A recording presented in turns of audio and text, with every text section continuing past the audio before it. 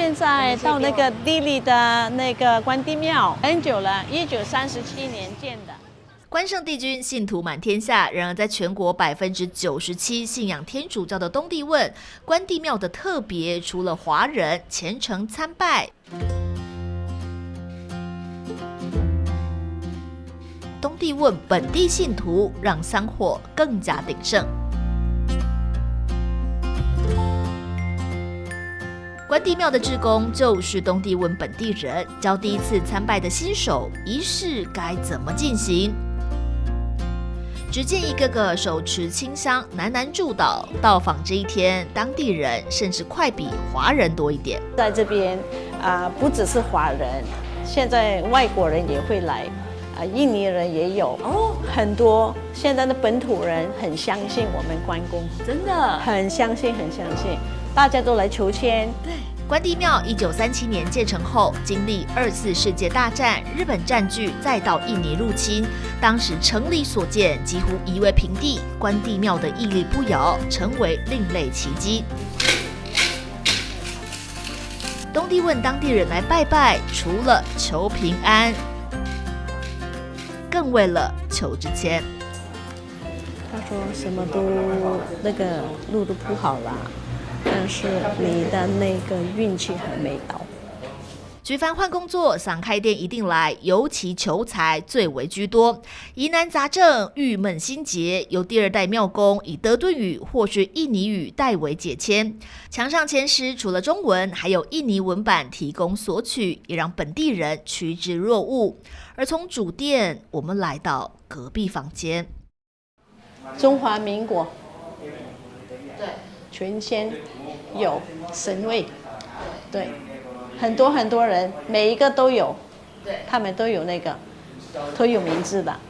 从小在东帝汶长大的钟孝美，当地人称她美美姐，对我们诉说中华民国从建交到断交的历史。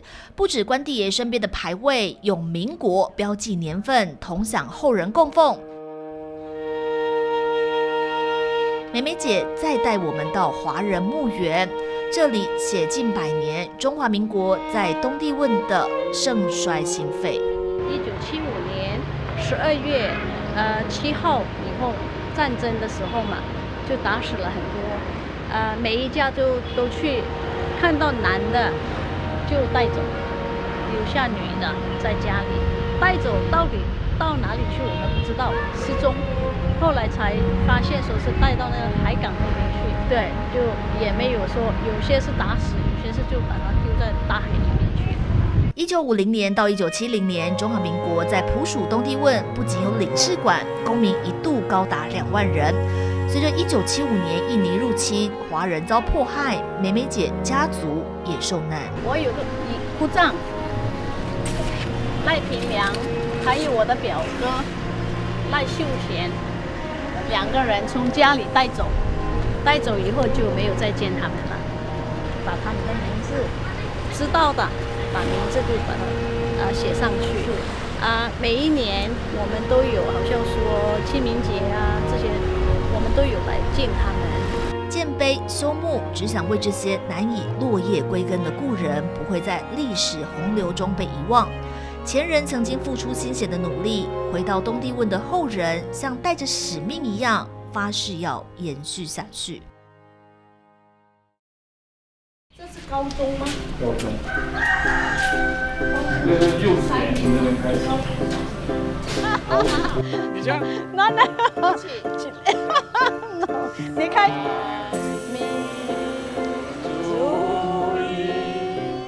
美美姐跟侄子居密带我们重回位在福尔摩沙路的中华学校，在印尼入侵时被强占，到现在荒废多年，人事全非。但透过上锁的教室窗户缝隙，还是把时光拉回他们最美好的求学期。因为我个子小，我坐在第1排的。对啊，你篮球我也是，我也是个子小，所以坐在这个中间，坐在这，我们还那个打算盘。把算盘要爬到上面去，打不动就不要，脚就打了。中华学校早在1911年建成，当时在东帝汶的华人不想让下一代断了文化的根，捐地的捐地，捐砖的捐砖。感谢墙上，让我们看到什么叫集合众人之力。那个建学校的时候啊，很多名单在这边，大家捐款。对，捐款以后，你看每一个要看谁捐多捐少。这就是我爸，是他爸爸。也有3块钱，你看也有都有，一点点都无所谓，真的是有多少就捐多少。学校有了，学生有了，老师呢特地从台湾聘请来，远渡重洋到东帝汶教书。家长要求的是跟台湾一样的教育。过来的是繁体字，繁体学的是波摸波，是的。所以现在因为战争呢，只有荒废了20几年。